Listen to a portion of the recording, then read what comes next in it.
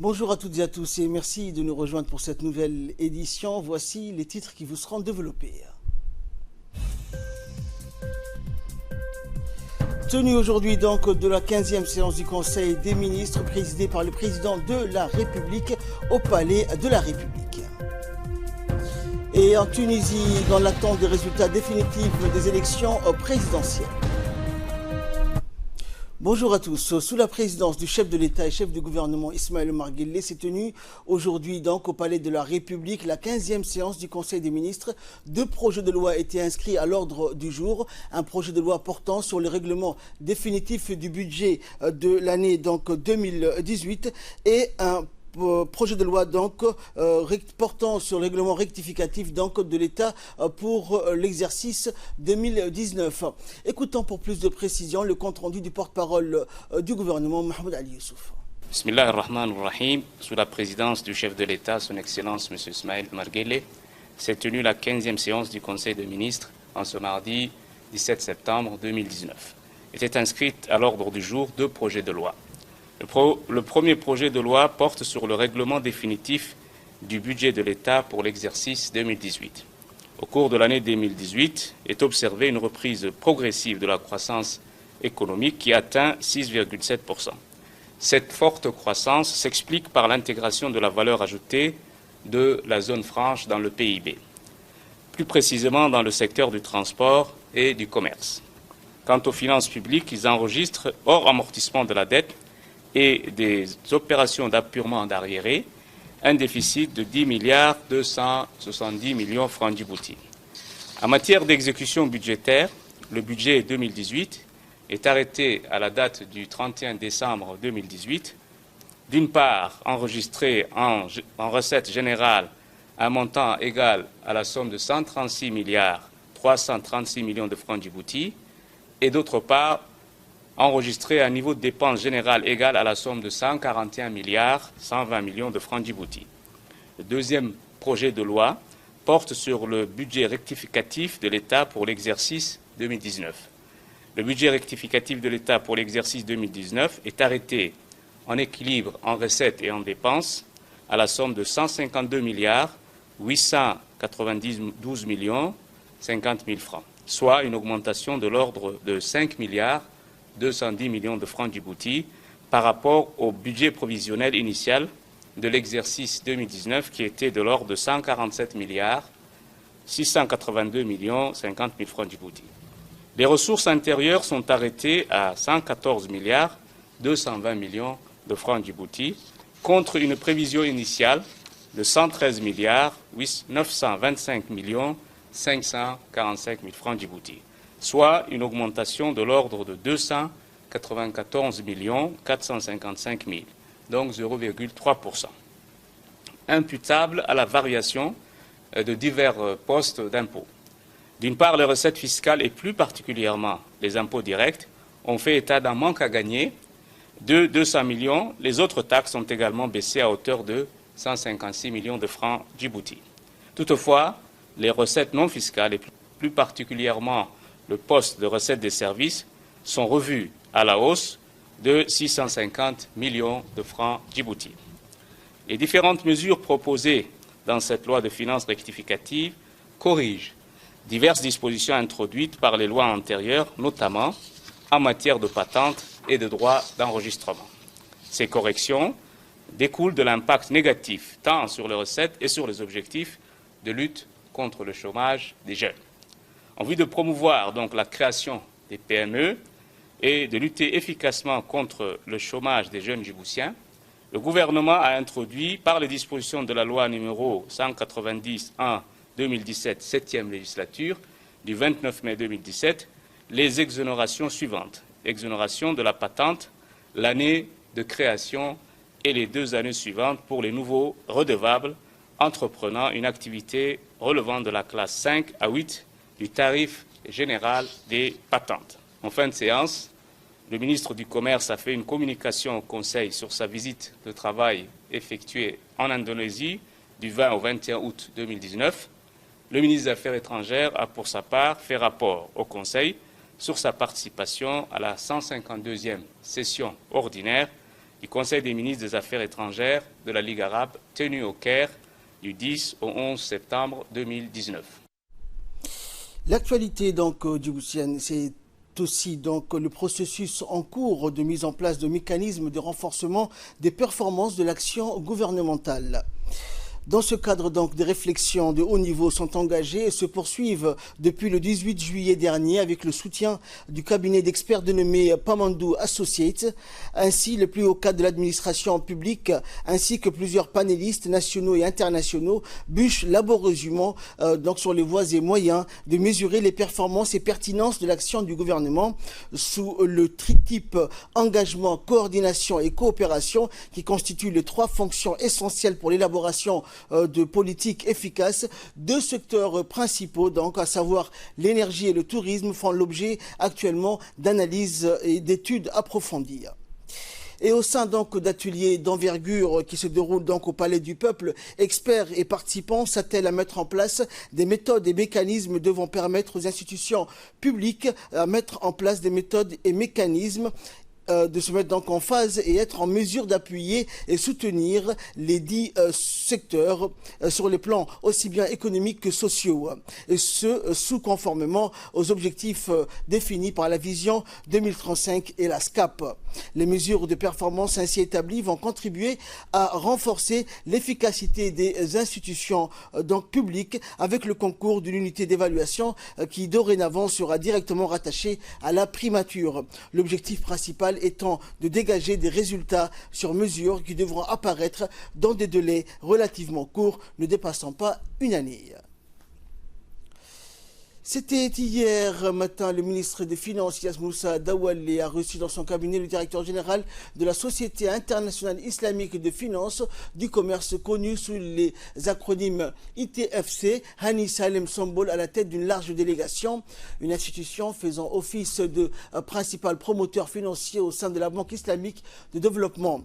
Cette rencontre a porté sur les projets donc et apporte ce peu d'investissements nouveaux que la Société internationale islamique de financement entend initier à Djibouti, notamment dans le domaine de l'énergie, mais aussi des petites et moyennes entreprises. En prit part à cette rencontre le ministre de l'Énergie, Younis Ali Guedi, le directeur général donc, de la Société internationale des hydrocarbures, Dabbar Adaoué, et le staff du ministre. Et après leur rencontre, le ministre des Finances et le directeur de l'ITFC, Hani Salem Sombol, ont rencontré les représentants des banques dans le cabinet du ministre. Cette rencontre a permis d'aborder des questions liées à l'exploration des opportunités d'investissement dans le domaine de l'énergie et notamment l'ouverture des lignes de crédit. Les discussions ont aussi porté sur un nouveau programme pour les PME visant à améliorer donc l'accès au financement du commerce. L'idée est d'utiliser la finance islamique des produits financiers conformes à la loi de la Charia pour aider à combler le déficit substantiel de financement du commerce pour les PME. Rappelant que les discussions s'inscrivent dans le cadre de l'initiative Pont du commerce entre l'Afrique et l'Arabie qui a pour donc objectif de donc libérer le potentiel d'une croissance économique durable grâce à une coopération économique régionale renforcée. Au cours de cette rencontre, une série de questions-réponses entre les représentants bancaires s'est tenue. Objectif donc en savoir plus sur ces produits financiers. Et donc, lors d'une conférence de presse, le directeur général de l'IFTC, Hani Salem Sombol, nous a éclairé sur l'initiative de commerce entre l'Arabie et l'Afrique. Il a clairement donc explicité l'importance que revêt cette initiative pour les pays arabes de l'Afrique. Il a dit que ce programme pompe sur le commerce extérieur entre l'Afrique et l'Arabie donc est un programme régional et qui va donc de promotion du commerce qui vise à résoudre certains des problèmes rencontrés pour promouvoir le commerce entre les deux régions. En 2010, le volume donc des échanges commerciaux des pays arabes s'élevait à 128 milliards de dollars, tandis que le volume total des échanges commerciaux de l'Afrique était d'environ 566 milliards de dollars. Le volume du commerce interrégional est encore faible. Cependant, il existe de grands potentiels inexploités de partenariat commercial, en particulier pour certains secteurs tels que les machines, le matériel électrique, les intrants agricoles, ainsi que les engrais, les industries donc agroalimentaires, la santé et l'industrie pharmaceutique. Et le ministre de l'économie et des finances, Moussa Dawalé, a précisé donc pour sa part le rôle que peut jouer Djibouti dans cette initiative Afrique arabe en tant que plateforme logistique multimodale et porte donc d'entrée pour cette partie du continent. Plus loin, le ministre donc a souligné que le développement du secteur privé à travers des partenaires stratégiques va jouer à faire donc de ce secteur un vecteur de croissance pour le pays. Et nous écoutons le ministre. Pour ce qui concerne les relations entre les banques de la place et les institutions de la finance islamique et en particulier du groupe de la BID. Nous pensons que l'arrivée de M. Anis Salem pour signer ce mémorandum est une belle opportunité pour les banques de la place à obtenir également des relations de partenariat. Déjà, le ITFC a commencé à discuter avec certaines banques, dans les banques islamiques, des discussions pour collaborer ensemble. Aujourd'hui, c'était l'occasion également de parler de tous les produits que ITFC offre pour les pays membres du groupe de la banque, et en particulier du rôle de ITFC dans le commerce, mais également dans tout ce qui est renforcement des capacités dans le développement. Je pense que beaucoup de banques présentes ce matin ont également trouvé un intérêt pour participer à ce dialogue. Et je suis sûr qu'il y aura des opportunités à offrir pour toujours les très petites entreprises et industries à Djibouti, mais également à avoir des lignes de crédit pour les banques de la place et de participer avec ITFC dans le financement de certains projets que finance ITFC, notamment dans le domaine de l'énergie, mais on veut maintenant élargir le spectre de notre action et surtout des produits à offrir pour des financements donc, de ITFC, de renforcement des capacités dans d'autres domaines. Nous sommes à 20 km de l'autre côté de l'Arabie, en particulier du Yémen. Nous pensons donc Djibouti a un rôle à jouer dans cette grande initiative, mais également de se servir de la plateforme logistique et commerciale de Djibouti pour servir l'ensemble de la région sur ces idées-là qu'on a développées aujourd'hui et que nous allons approfondir, Inch'Allah, avec la participation du secteur privé, parce qu'on souhaite un secteur privé qui joue le rôle principal dans le développement de Djibouti, pour en tout cas ce qui concerne de la vision du président de la République et de son gouvernement.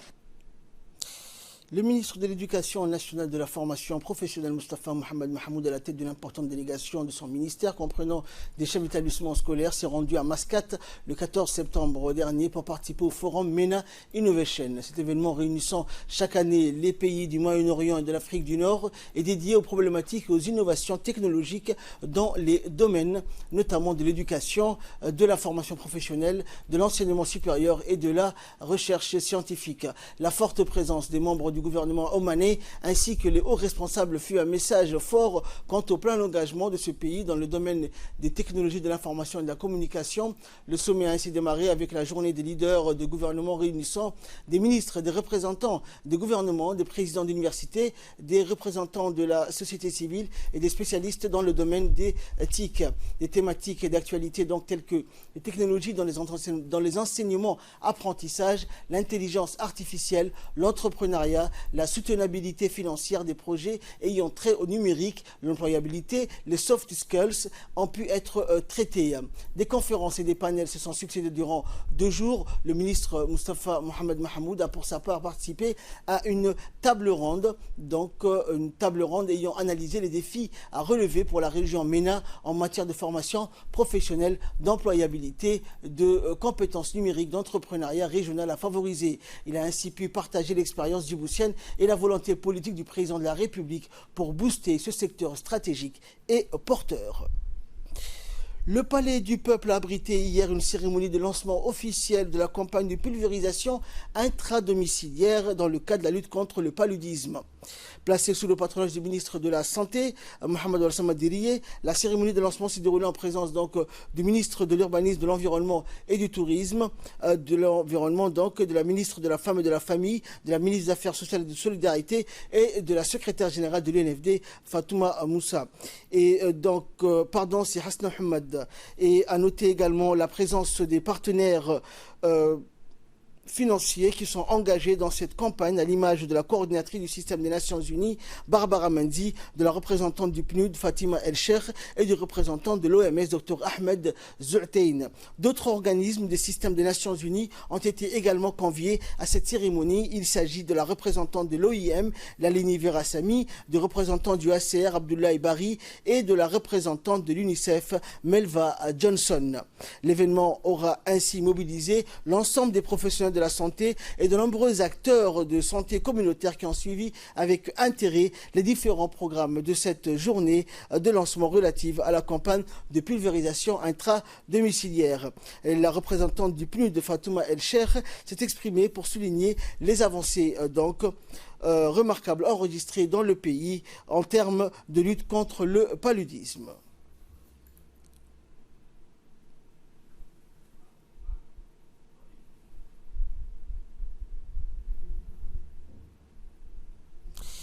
Il est l'heure à présent de retrouver l'appel à prière d'Al-Asr. Nous retrouverons la suite. Voilà, donc c'était l'appel à prière d'Al-Asr. Nous retrouvons la suite de notre journal. Donc nous étions au Palais du Peuple pour la cérémonie de lancement officiel de la campagne de pulvérisation intra-domiciliaire, donc qui s'inscrit dans le cadre de la lutte contre le paludisme. Et dans la série des interventions, tout comme la coordinatrice du système des Nations Unies, le représentant de l'OMS et la représentante du PNUD, les voix concordantes des intervenants s'accordaient donc sur la pleine et entière implication de leurs organismes respectifs pour accompagner donc les efforts gouvernementaux dans la lutte multiforme contre le paludisme à Djibouti. Nous les écoutons. Aujourd'hui, on est arrivé de faire des activités qui, certes, ont réduit l'impact du paludisme à une activité qui est phare. Cette pulvérisation intradomiciliaire, entre nous, combinée aux usages des moustiquaires et combinée à d'autres activités, on peut réduire le paludisme dans certains pays et même ont aidé à l'élimination. Par exemple, en Russie, dans des pays d'Asie, dans les pays d'Amérique du Sud, la clé de l'élimination du paludisme est passée par cette case, qui est la pulvérisation intradomiciliaire. Aujourd'hui, on est en train de faire un projet pilote pour voir parmi 6 000 ménages l'impact qu'on aura avec cette pulvérisation. Je n'ai aucun doute qu'on va y arriver ensemble. Je n'ai aucun doute qu'il y aura un succès derrière. Je n'ai aucun doute que l'année prochaine ou l'année d'après, on serait ici, non seulement pour lancer des activités, mais pour dire qu'on est en train d'avancer à grands pas vers l'élimination du paludisme dans notre pays. La lutte contre le paludisme est l'affaire de tout le monde. Et tout le monde doit mettre ses efforts dans cette lutte. Tous. Nous, tous et toutes, à la maison, dans nos communautés, avec les agents de sensibilisation, sous la direction du gouvernement qui a démontré une leadership exemplaire dans la lutte d'urgence contre ces phénomènes, qui malheureusement a coûté la vie de beaucoup des gens et qui a fait tomber malade beaucoup de gens. Donc c'est quelque chose qui nous concerne tous et toutes. C'est quelque chose pour laquelle il faut être ensemble. Je veux remercier aussi les bailleurs de fonds qui nous ont appuyés, le Fonds mondial à travers le PNUD, mais aussi d'autres bailleurs qui nous ont donné les moyens pour être capables, comme Nations Unies, de donner tout le support nécessaire au gouvernement et aller main dans la main dans cette lutte. Et je suis sûre, ce sera bien avant le 2030 qu'on va se voir libre du paludisme, et seulement tous ensemble.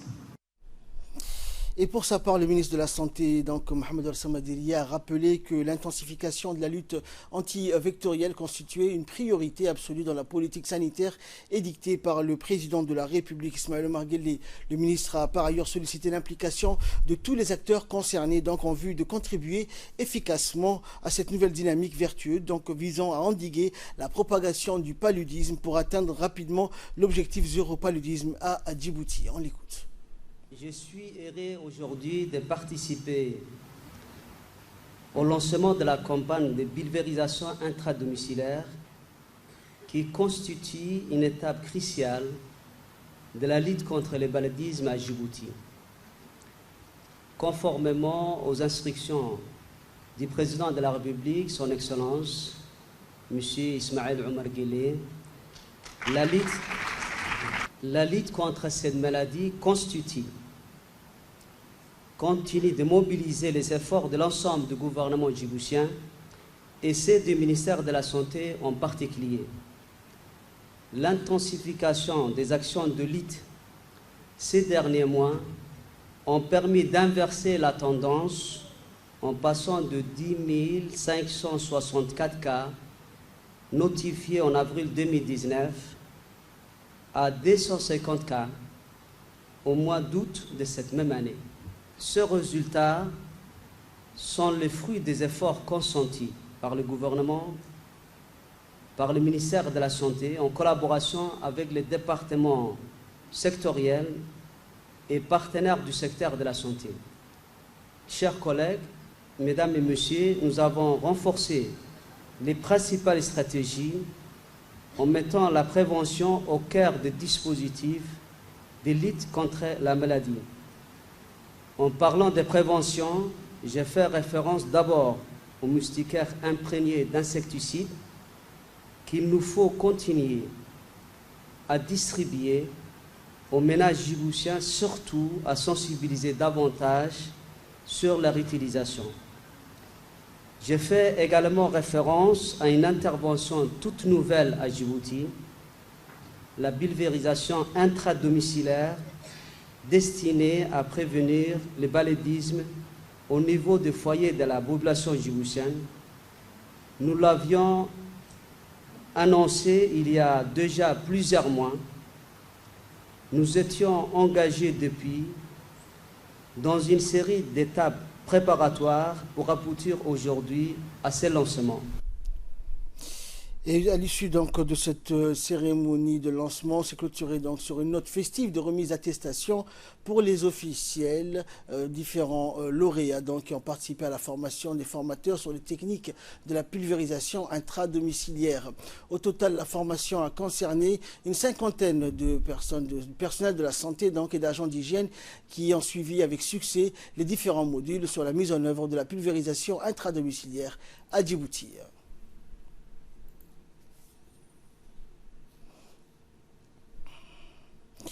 Également dans l'actualité, c'est sous la houlette du ministre de l'Énergie chargé des ressources naturelles, Younis Ali Guedi, que la société Ruby Energy Djibouti a inauguré officiellement hier sa nouvelle station service située au PK12. Les initiatives donc fortes qui scellent l'engagement renouvelé de la société Ruby Energy à Djibouti, où la société continue de faire des investissements fructueux tout en créant des emplois et en intensifiant donc le réseau de distribution du carburant sur l'ensemble du territoire national.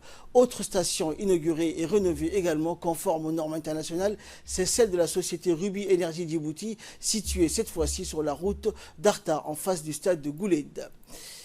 Et c'est le sens donc de cette inauguration qui arrive à la suite de deux nouvelles stations récemment inaugurées dans les régions de l'intérieur, à Tadjoura et Obok. En l'occurrence, cette nouvelle station va aussi créer de l'emploi.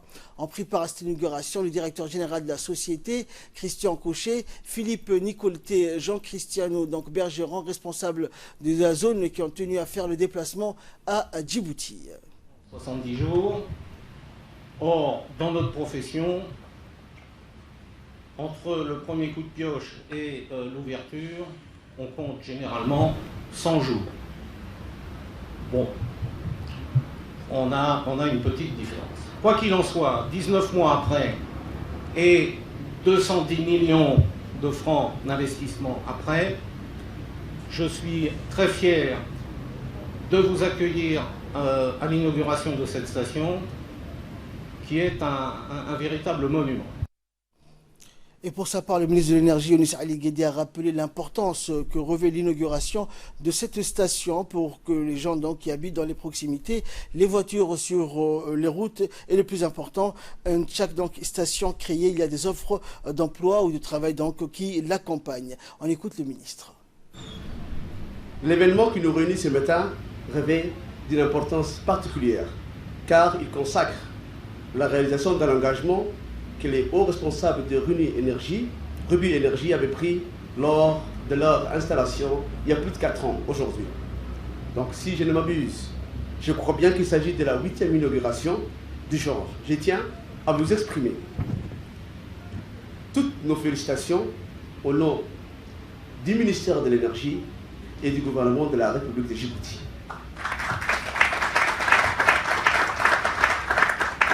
En l'espace d'une année, j'ai eu le privilège d'inaugurer la 3e station. 2 sont ceux du nord, de la région de Bok et du Tadjoura. Aujourd'hui à Djibouti, et nous espérons que ça va continuer et nous attendons bien entendu la future station de la région de Lekil, Inch'Allah. Ceci démontre clairement l'engagement de Rubis à accompagner les efforts du gouvernement en faveur d'une décentralisation, enjeu crucial de notre République. Je tiens également à préciser que chaque nouvel site d'une station de Rubis Énergie entraîne la création de nombreux emplois. Surtout ici à Balbala, que nous avons besoin de temps. Hier, j'étais pas là, mais mes collaborateurs et les responsables de Rubis Énergie étaient là. Nous avions fait une première inauguration de la nouvelle station rénovée de la route Arta, du boulevard Hassan Boulet plus précisément. Donc, j'ai passé hier soir pour constater la réalisation de ces stations. Je suis surpris que c'est une station belle, vivable et accueillante pour mes compatriotes, d'autant plus qu'une station service, quand nous savons qu'elle emploie entre 20 à 30 personnes par station. Et nous revenons dans cette édition sur la cérémonie de lancement qui a eu lieu hier, donc, sur l'élaboration du plan de développement de la ville de Djibouti pour la période 2020-2024. Durant 2 jours, donc, ont été réunis les membres du bureau de l'ANCLD composé des présidents des communes et de la maire de la ville de Djibouti et du secrétariat permanent de l'association. L'objectif de la formation, donc, consistait à comprendre et maîtriser l'élaboration du plan de développement de la ville de Djibouti. Enfin, la question de la stratégie du plaidoyer et du suivi et évaluation a été également discutée. Écoutons pour plus de précision l'intervention de la maire de la ville de Djibouti, Mme Fatouma Awali Osman. Le pilier bonne gouvernance de la vision Djibouti 2035 a inscrit la décentralisation en lettres d'or au cœur de la politique du gouvernement conduite par son Excellence M. Ismaël Omar Guelleh, président de la République de Djibouti. À travers la vision Djibouti 2035, le chef de l'État a souhaité une responsabilisation accrue des collectivités territoriales afin de rapprocher les politiques publiques au plus près des populations. C'est dans ces responsabilités que nous voulons assumer pleinement grâce à une boussole qui serait le plan de développement. Le processus de planification que nous allons entamer dès aujourd'hui se veut participatif et inclusive car le document final devrait être le fruit d'une véritable concertation entre tous les acteurs du territoire. À commencer par les communes et leurs élus, en passant par la population locale, les administrations publiques, les secteurs privés et la société civile, tout le monde y sera impliqué parce que le développement n'est l'affaire d'une seule personne, mais l'affaire de toute la communauté. Nous allons essayer d'aller plus vite grâce à l'appui technique de l'Association internationale des maires francophones, l'AMF, que nous remercions vivement. Nous espérons nous réunir à nouveau d'ici quelques semaines pour présenter le premier plan de développement de la ville de Djibouti. Mesdames et messieurs, je voudrais réitérer mes remerciements à tous et à chacun pour votre présence à cette cérémonie. Je vous remercie pour votre aimable attention. Toujours en nouvelle nationale, le secrétaire général du ministère de l'Intérieur, Siraj Omar Abdelkader, s'est rendu hier dans la ville d'Obok, chef-lieu de la région d'Obok. Après un accueil chaleureux de la population de la région, il a par la suite procédé donc à la cérémonie de passation de service entre le préfet sortant Hassan Dabali Ahmed et le nouveau préfet Abdelmalik Mohamed Banoita. Et la cérémonie donc s'est déroulée dans une ambiance conviviale et festive. La population d'Obok s'est mobilisée comme un seul homme devant la préfecture pour accueillir le nouveau préfet de la région, Abdelmalik Mohamed Banoita, tout en souhaitant le bon départ de Hassan Dabali Ahmed qui succède donc à Abdelmalik dans la ville blanche de Tadjoura. En préparant cet événement, les éléments du ministère de l'Intérieur, les autorités compétentes de la région, à savoir le député Kamel Hamed, le président du conseil régional, Mohamed Ahmed Ismail, et les élus locaux, ainsi que les makaban ou les notables et chefs coutumiers, ainsi que les acteurs de la société civile. La joie était à son comble. Les Obokois ont accueilli chaleureusement donc le nouveau préfet et la délégation du ministère. Et après la traditionnelle cérémonie d'accueil, les deux préfets donc ont procédé à la signature des documents de passation de service.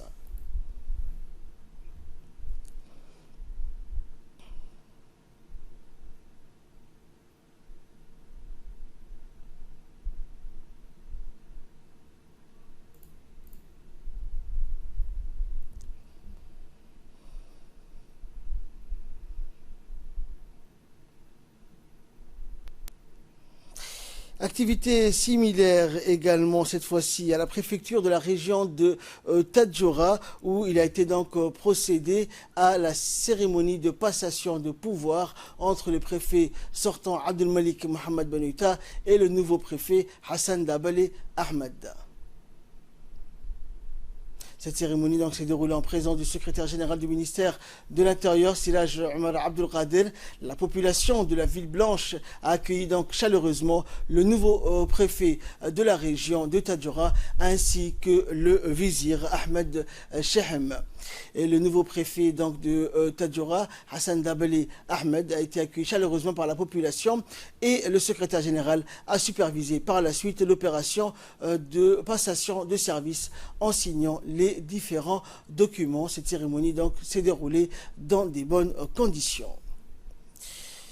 Et de là, nous passons donc à ce qui fait la une de l'actualité internationale en Tunisie, donc dans l'attente des résultats définitifs. Les opérations de dépouillement se poursuivent après le premier tour de la présidentielle de ce dimanche. Un scrutin donc aux résultats toujours indécis. Deux candidats considérés comme anti-système ont dès ce dimanche soir revendiqué leur qualification pour le second tour. D'abord, il y a Kaïs Saïd, professeur d'université, candidat indépendant. Si les premières projections sont confirmes, il aurait obtenu près de 20% des voix.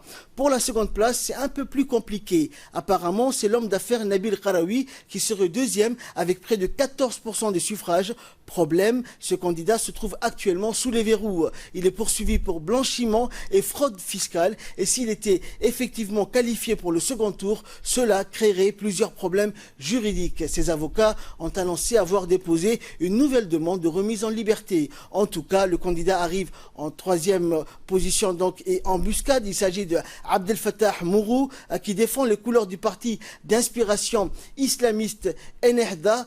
Son sort électoral donc dépend de son sort judiciaire de son rival Nabil Karawi. le taux de participation donc à ces élections atteindrait les 45%. C'est nettement moins donc que lors de la dernière présidentielle en 2014. Et pour les observateurs donc, c'est le signe d'une certaine désaffection de l'opinion vis-à-vis de la classe politique jugée incapable de répondre aux attentes nées de la révolution de Jasmin de 2011. Et enfin, donc, ovation à Madrid pour les champions du monde de basketball. Près de 6000 personnes donc, à Madrid pour accueillir les champions du monde de basketball et cet hymne inégalé de Queen, We Are the Champions. Le retour de Chine, donc, de l'équipe espagnole, a été triomphal au lendemain de sa victoire et en finale donc, contre l'Argentine, 95-75.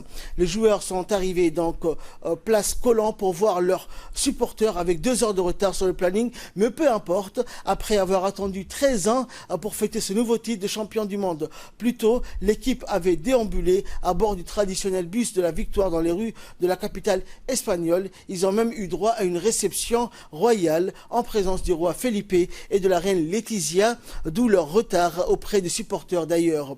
L'exploit des Espagnols est d'autant plus étonnant qu'ils faisaient partie des outsiders au début de ces mondiaux qui ont rassemblé 32 équipes. À présent, tous les yeux sont tournés vers les Jeux Olympiques du Japon. C'est tout pour cette édition. Merci de l'avoir suivi. Excellent après-midi sur Télé Djibouti.